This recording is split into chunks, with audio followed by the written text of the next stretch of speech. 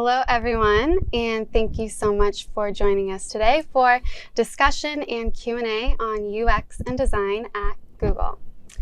My name is Brooke, and I will be your host for today. I've been at Google about 3 years on the Talent Programs and Events team, a global team that creates opportunities for tech communities to connect with us at Google. With me today, I have Maggie and I have Dee. Very happy to have you both here with us as well. Would you both please briefly give an intro of yourself? Dee, you can go ahead and start.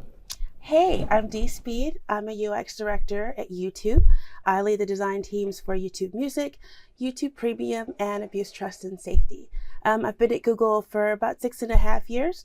I'm in my dream job. Yeah. Hey, Mag. That's awesome. Hey, Dee. Hi, I'm Maggie. I am a UX director at Google. I work in the platform and ecosystems team, and I am heading up an initiative about digital well-being, taking care of our users. Been here at Google about 7 years. Did I say that already?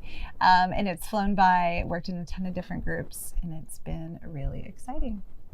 That's great. Thank you both. We're also very excited to announce that this is our first live streamed event as part of the Google Sandbox program series. And if you don't know already, the Google Sandbox program is a series for industry professionals to explore career opportunities and gain insights into Google's business, culture, and technologies. And today we will be discussing UX at Google. We will also be answering some live questions from you, our live viewers. But before we dig into that, we have some prepared topics as well that we can get started with. And if anyone wants to get social, we have a hashtag. It's hashtag Google Sandbox. With that, Dee. Yes. Yes. You've often been known to say the phrase that the best designers are the ones that know when and where to break the rules. Indeed. Yes. Can you elaborate with our viewers what you really mean by that? Yes, I can. A lot of us work in environments where we have specs, we have guidelines. They're published maybe internally or externally, but we also are required to know our products very in depth. We know our business in depth. When you know all of that, I think that sets up the boundaries and the guardrails that you're familiar with. The best designers are generally the ones who can figure out how to just skirt around that or how to move beyond those things. And I think that's where innovation comes from. So when you know when and where is appropriate to start to break the rules. I love that.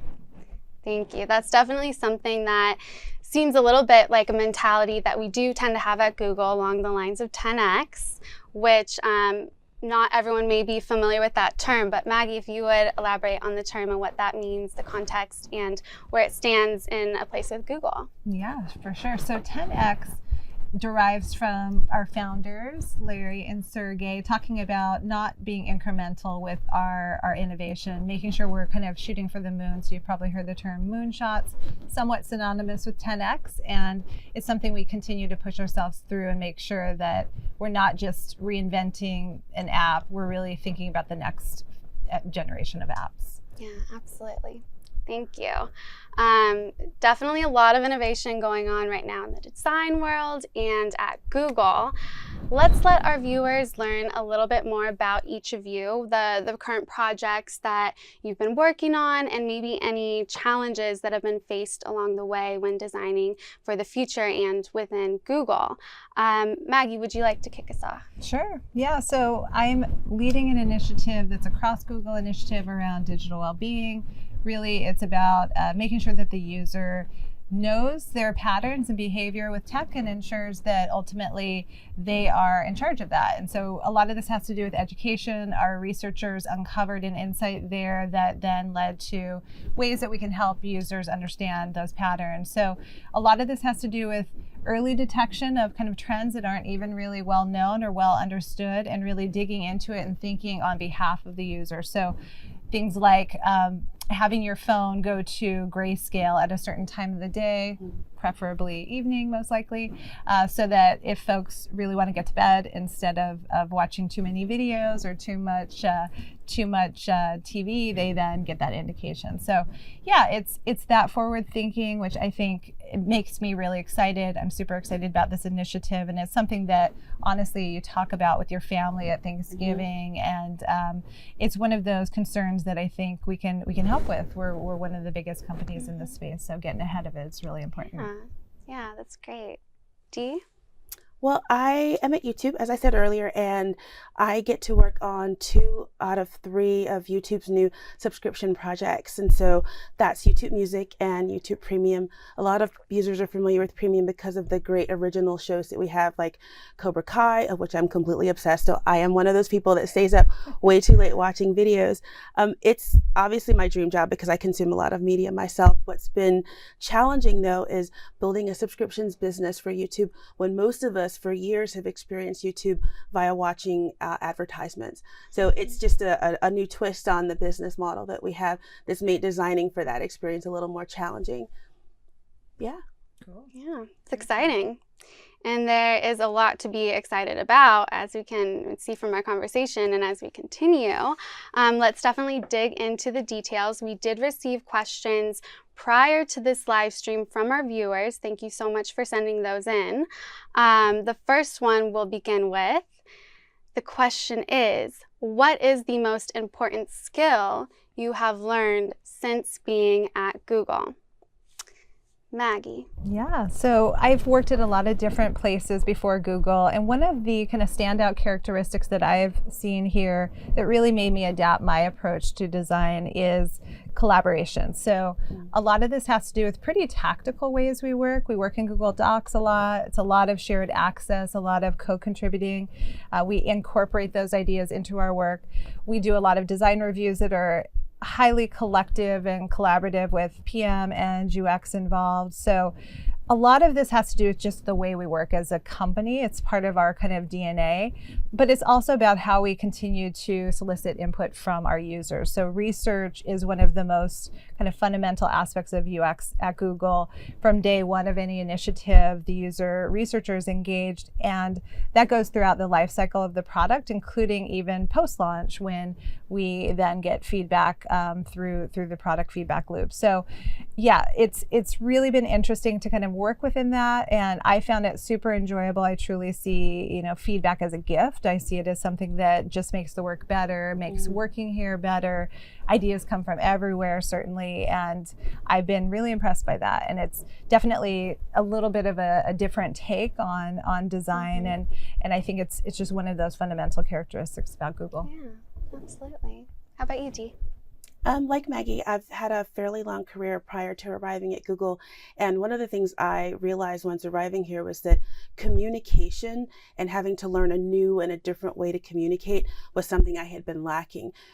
It doesn't really matter what level you are here in your role, whether you're junior or senior or somewhere mid-career, but the fact that design here has to always be ready to provide design rationale, research as well. Any role that we have, you really have to be prepared to tailor your conversation quite specifically to maybe a CEO or a VP in one meeting, or to a peer and colleague in the next. So being able to understand how to tailor your communication, your style, the language that you use to be inclusive especially is very important here. And that was probably the biggest thing I've learned in about the last 6 years. Yeah, that's definitely a big one, and communication is huge in everything that we do here. So very, very important.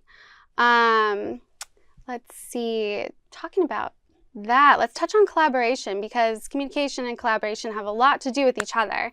Another question that we did get in high volume from our questions that were submitted prior to the live stream. Again, thank you for submitting those. The question is, what does collaboration look like across roles, teams, product areas, or departments within UX at Google here? Dee, would you like to start? Sure, collaboration can happen anytime, anywhere. Even the way that our physical environments are set up, they're meant for us to be collaborative and to speak and work across boundaries. So we often use the same sprint process that a lot of people are familiar with that's been published externally. And that means we invite in our cross-functional peers, PM, Eng, business, marketing, it doesn't matter. We all collaborate across boundaries because you never can be quite sure where any one idea is going to come from or the idea that really sticks and becomes that 10x thing that we've been talking about. Yeah, it's great. Follow-up question for you, Maggie. What would you say the importance is that the design plays in the development process here? Yeah. So I'll first start with a bit of a definition of how I think about design, how Google UX thinks about design. So design is synonymous with user experience at Google, and user experience is comprised of multiple disciplines. So UX content strategy and writing, research, design, and all of its shapes and forms, interaction, motion, visual, UX engineers, program managers. So just saying that broad array of skills hopefully kind of conveys just how holistic our approach can be. And one of the key roles that we can play is in storytelling. So ensuring that there is an insight behind why we're working on behalf of a user and innovating on behalf of a user.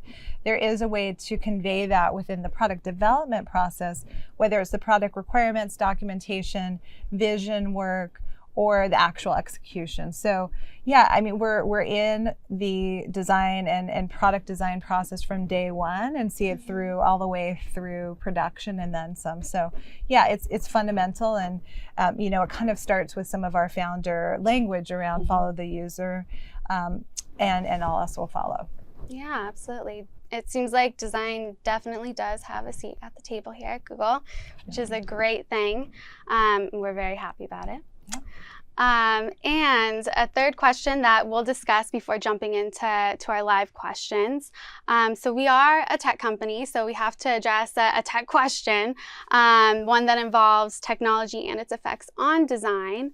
The question is, how does Google use user research to inform design decisions? And where does technology play a role in this? What do you think, Maggie? Yeah, so I think I mentioned this earlier, but for the Digital Wellbeing Initiative, which really puts the user in control of their kind of digital interactions and technology interactions, that project began with a user researcher on the team who identified this as an insight, something far ahead of a product management team saying, we want to work on this. She instead identified this, elevated it, and ensured that there was a conversation about it. And I think that story is really indicative of the fact that ideas can come from everyone and oftentimes come from an unmet user need and on behalf of the user. So to me, that is the kind of inextricable role that user research plays in shaping the product design at Google. Yeah, that's fascinating. Really kind of inspiring in a way. Yeah, and Dee, what would you say makes Google different from other companies when it comes to research and design here? We are amazingly excellent at getting outside of our own space, our own headspace, and just our own physical space. So we're a global brand, we're a global product, we're a global business, and oftentimes we take on the task of going to other markets. Like, what is that next billion user base going to be? Where is it going to come from? We go to those markets. We don't design or build products here in a vacuum. We physically go places. So I'm extremely proud of our research teams because many of them spend a lot of time in international markets. They embed themselves with the people in their homes or in whatever role it is necessary that we feel like we need to understand to better design products for them. That's amazing. And looking ahead, how does Google use this information to predict needs of future users? Yeah. Maggie, probably a good one for you. Yeah, I keep kind of hearkening to my current initiative, which is digital well-being. I foresee this being something that we work on for a long time. And at the end of the day, again, this was speaking to a somewhat unmet need and really getting ahead of where we as a company want to go. At the most senior level, Sundar has said that this is something that we're 100% committed to. I feel really lucky that I have this opportunity myself to work in this role. My management team's amazingly supportive. So I feel like that alone is such a great indicator of the fact that we are future looking and constantly trying to make sure that we are working on behalf of the user rather than simply reacting to competition or other outside forces. Yeah, absolutely. Very, very important, especially now.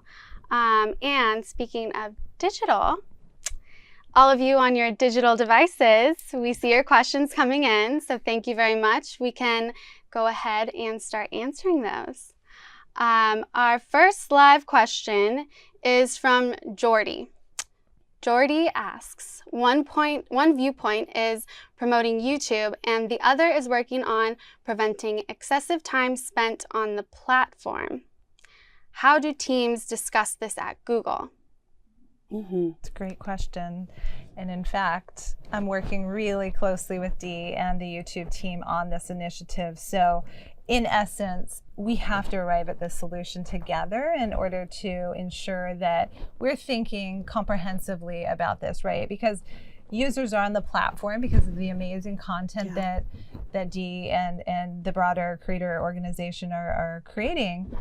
That being said, we also want our users to be healthy and continue to have a thriving lifestyle outside of that environment. So ultimately, it's a lot of back and forth. It's a lot of sharing. We're literally sprinting on this next week to talk about where we share some shared principles and UX best practices and where we might diverge. And that is kind of back to the breaking the rules. There should be some North Stars, though, that we all strive for. Yeah, good question, Jordy. Internally, those meetings often are very frank discussions about what it means to have an impact on someone's life.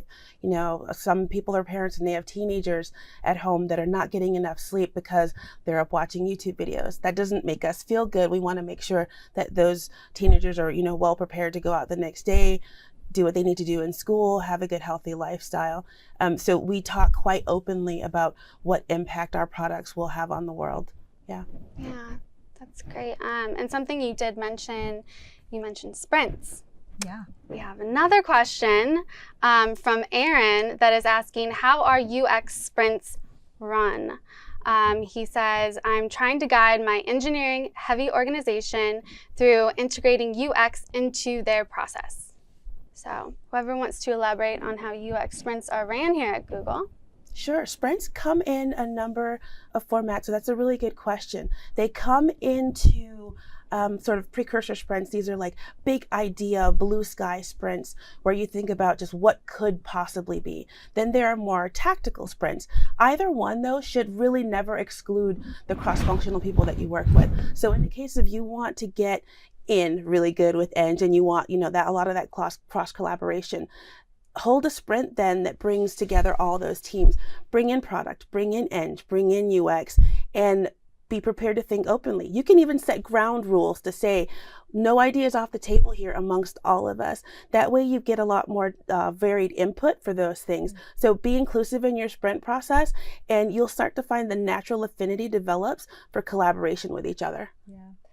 From the previous group that I was just in, which worked on a ton of different products in our broad ecosystem, we actually had a sprint week every year. It was a really big endeavor where we brought sprint teams together, and it was actually mandatory that we had engineering and PM involved in that sprint process because we know we ultimately want to encourage that this gets built into the roadmap, that we actually launch this. So in essence, it was critical for us to have this collective kind of groundswell behind an idea. We also, in fact, had them judge and participate in the judging panel. So the most senior leaders in the product org are part of reviewing those sprints. So ultimately, that full engagement, I think, is critical. And to Dee's point, they really do run the gamut in terms of how we use them. Yeah. Okay, and I'm sure there is feedback involved in those sprints as well. Another question we have is regarding feedback. This question is from Tara. She says, I agree that feedback is so important, but it can sometimes be hard to hear. Do you have any advice on how how to be better about soliciting and receiving feedback? Such a good question. That's a really good question, especially for people in UX roles where our feedback comes to us in so many different forms. I think the thing that you should probably be aware of as a designer is it's not about you. It's about the work. We're all problem solving for a broader audience that's not us. So with that said, don't take the feedback personally. At the end of the day, we all want to put out the best product in the market and get the best response to that product. And we want people to use it. So again, not about you. It's about let's make sure that we get out the best ideas possible. Yeah, I definitely have had a lot of feedback in my time, and I've had to really kind of grow that thick skin, because many of us can be protective of our ideas, rightfully so. We've worked really hard on them. We might be very creative. This is our expression.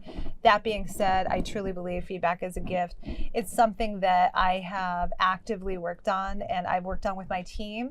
Another way you can habituate kind of accepting and giving feedback is formal crits. If you don't do critiques of work, that's such a good opportunity to really hone the skills. And I've coached my teams to really come prepared to act as though they're presenting their rationale and defending their ideas when they come to those crits, so that they can do a dry run and ultimately get feedback from us as well as a collective group. So yeah, it's a gift. It's something to keep working on. Try to join some meetups or other organizations too, where you can hear from a cross section of folks who can give you feedback. But ultimately, it builds the craft. It helps to build a culture of critique early and as early as possible in your organizations. That way you do get those skills, especially the communication skills that you need to justify design work that too often people might think is a fuzzy, squishy thing, like why you chose that color, why is the type like this. So it's a good skill to develop early on. Big time. +1. I agree. Okay, and then another question, moving into a separate topic. We have a question from Alina, and the question is, how are designers who can code or who do code, how are they utilized in Google's design team? Yeah, so that's the role that I identified as UX engineers. That is the specialty that is our basically front-end engineers. It's a critical skill set. We as UXers care about nothing more than our end product rendering and being built the way that we've formerly conceived it. So ultimately, these UX engineers work as that advocate for that vision, working in partnership with our core engineering team, and who work on the back end, who work on a lot of system logic, et cetera, and really work together, speak the same language, which we can't enunciate enough, the need to communicate in like language. And ultimately, our UX engineers are our engineer language gurus. They understand the technology platform, they understand the code base in a way, to Dee's point, they understand the product environment they're working with, and therefore can help us really kind of execute on that idea. Yeah, designers who code and UX engineers enable us to extend UX's storytelling ability. There's oftentimes you'll find some things just cannot be communicated via a static mock, or you really need to see that interaction in detail played out in the real world. They are excellent prototypers in many cases, and so we're able to build those things in advance of committing deep, expensive engineering time to those projects by getting things working to a certain fidelity that we can put in front of users and test. Big time. That's great. And on the flip side, we have someone else asking about another UX role, and it is Viplav. And Viplav is asking, what might the day in the life of a UX researcher look like? For sure. So UX researchers are a very abundant UX specialty at Google. We have a couple different specialties even within UX research. So we've got qualitative researchers, we've got quantitative researchers. We certainly have hybrids. We have some folks who are very versed in ethnography as well. So I don't want to simplify and say there's qualitative or quantitative. There's definitely a gamut, but wanted to kind of state that those are two distinctions that could have meaningful impact on their day-to-day work. For folks who are more on the qualitative side, they're oftentimes running in-person studies with our participants, with users, real users of our products. When they recruit participants, these are people who are both super users as well as maybe nascent, never use the platform, so that we really understand the broad set of needs that we need to design for. On the quantitative side, we are Google, we love data, so our quantitative researchers are incredible detectives. Yeah, they are. They can unearth some amazing insights. We have had some amazing research back when I worked in search and the assistant around kind of daily information needs, where we could really surface the right information at the right time to users. So it really runs a gamut. There's a lot of kind of field study, as Dee alluded to, out in the regions, out in our respective kind of key core markets. And then there's also day in, day out usability and really making sure that our products are working really well. Yeah, definitely. And also we should approach the topic of accessibility, since we're talking about that. From Shirley, she's asking, can you talk a bit about how accessibility challenges are considered in UX and design? For sure. Wow, accessibility is a big one. I mentioned earlier, because we're a global company, we have a global audience. That means you have not only a variety of skill sets in your user base, people that are familiar with tech, like those of us in the Bay Area, versus those who are less familiar. You also have people with variety of like physical disabilities, right, that come into play. Not everyone is right-handed. Even something as simple as being left-handed comes into play. Everything from physical accessibility issues, mental, all sort of things that you can think of. We cater to all those audiences. And so when we start the development process for any one product or even a feature, we have to consider accessibility up front. And it runs across all the roles, user research as well. That team is specifically very keen and tied into, are we addressing the needs of as broad an audience as we possibly can? So it does play a really big part up front, and it plays out through our process. We also have an internal mechanism which will allow us to review accessibility, and if the criteria has been met, even in some cases legally, right? Because we're required to legally make sure, we're mandated to make sure that our products are accessible at our scale. Those things happen before a launch can be approved to actually hit the market. Yeah. One other thing that I'd add, plus one to everything that Dee said, we also innovate based on accessibility. Some of the most interesting innovations in our voice technology has been born out of either permanent lack of access, whether it's not having your hands. If you didn't have your hands on a permanent basis, it's great if you can have voice activated technology. But it could be a temporary kind of limitation. You're driving. Certainly, we don't want to drive folks to distraction while they're on the road. So voice technology has been a really incredible innovation for these needs. And I have found that has been one of the biggest ahas in the last, kind of 6 or so years in our industry. So it's super fascinating to watch.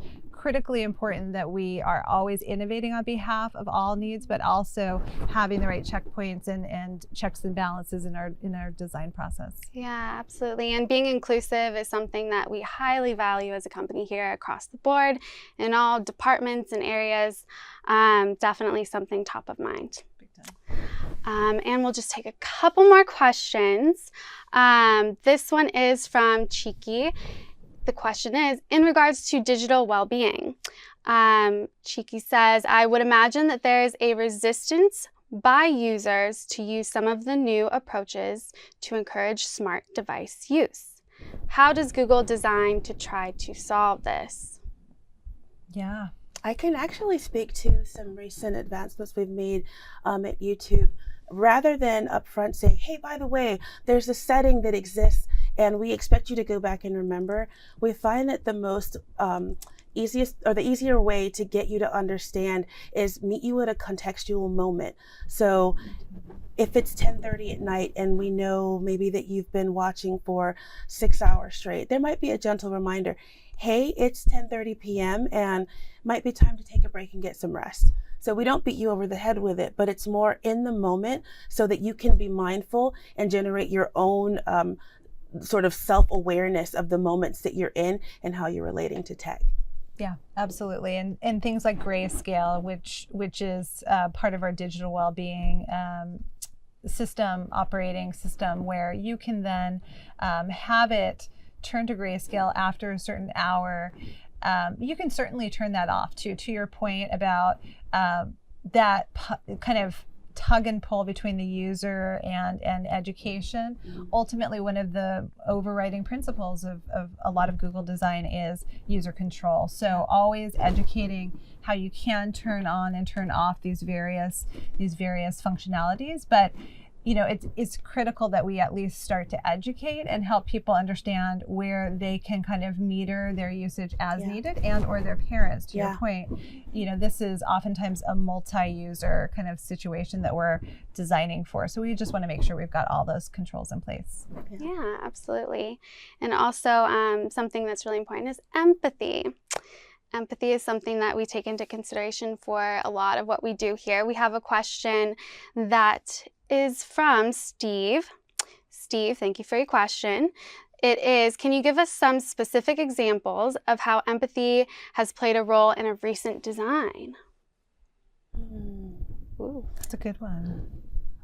Parents and children, in my world specifically with YouTube Kids, we have to really understand the home dynamic, what's happening, when are children allowed to have tablets, what content is on those tablets or whatever device it is that they're using. So without empathy, without understanding like what are the needs of a parent, and so many parents wonderfully give us feedback about how they want to protect their children, as I do. I mean, I have a kid at home too, and who, he loves our products. And so there's that moment of conversation that you have to have, and this comes through again with user research, where you need to understand at its core what a person, a family, a child's needs are in that moment to be able to design for them. So there's a lot of stuff that is specifically built into like the YouTube Kids app that has all come from these conversations that deal with empathy with family situations and scenarios. Yeah. I would say another way that I've thought a lot about empathy or pulled empathy through to my design rationale has come from some of the work around user trust and privacy.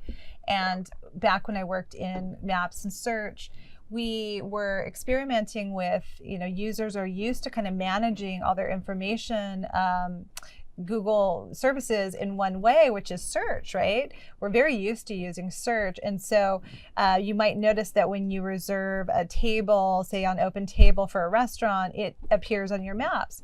Well, when I first started working on that many years ago, we did a ton of research, and one of the things we noted was that we needed to make sure people understood that this was only visible to them. So you'll see this label that says only visible to you, because suddenly they were seeing this reservation rendered on maps or showing up in their search results, and this was ultimately just a personal search result. So making sure that we're being empathetic to where the user's at that time. Nowadays, this has been several years now since we started integrating some of that information, but out of the gate, you want to be really sensitive to not scare anybody, to make sure that it's super useful. First and foremost, it's a helpful kind of quick shortcut to that reservation so that they don't actually have to go back into their email. So yeah, those types of sensitivities I think are critical for us. And I think about empathy literally every day. The research that we do is all about telling stories with a user's perspective, not our perspective, right?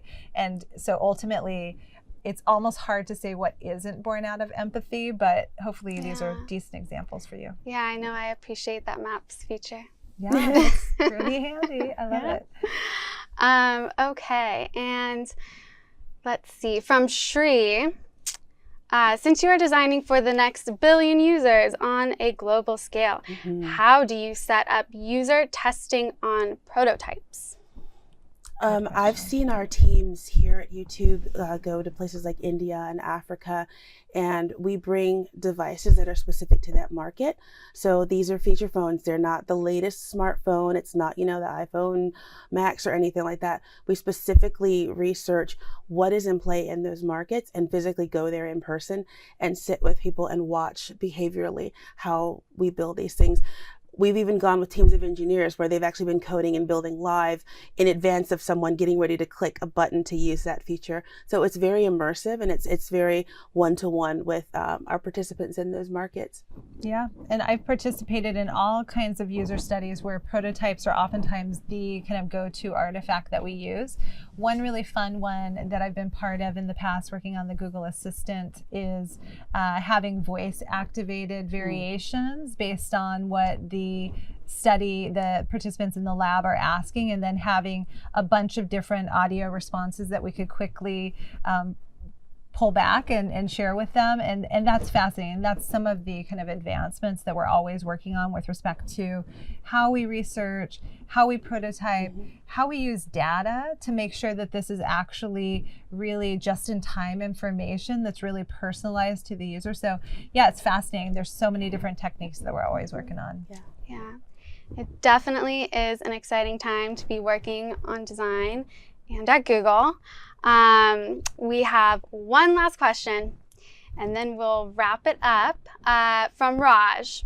The question is, although you're both directors and with a great amount of experience, Maggie and Dee, what is one thing that you think you still have room to learn from one another, leader to leader? So much. I know. We're like trying to plan lunch even now to figure out what more we can do to collaborate. It's true.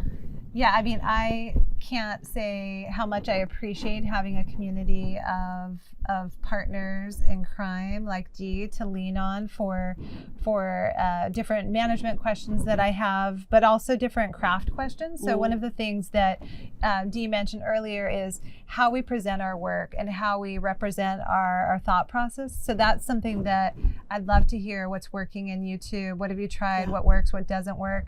That is one of those perennial kind of try and try again efforts that no matter how many times I've done this, I can keep learning. So yeah, it's kind of that like perennial growth mindset, just making sure you're open to asking each other questions and not being shy and saying, I'm having this problem, and acting like you have it figured out, because no matter how senior you are, there's always something new.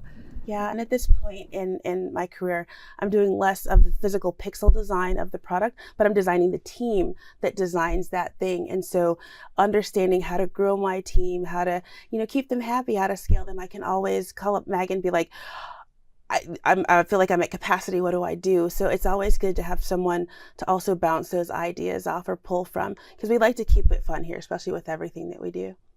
Yeah, absolutely.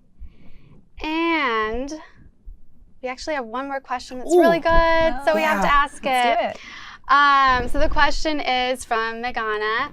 How does cognitive diversity or the variety of background cultures experience have an effect on your teams and play into design? That is Such an a good amazing question. question.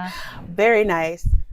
We build our teams to be as diverse as the audiences that we support, first and foremost. I work on media products, and so for an example, we build into our design not one facet. Music, for example. It'd be so easy to get caught up in something like producing a set of mocks that all focuses on the fact that, everyone on the team loves hip hop. But in the real world, it's not everybody likes that. And so when we put mock-ups or prototypes or early stage products in front of people, we always try to make sure it shows a more diverse palette.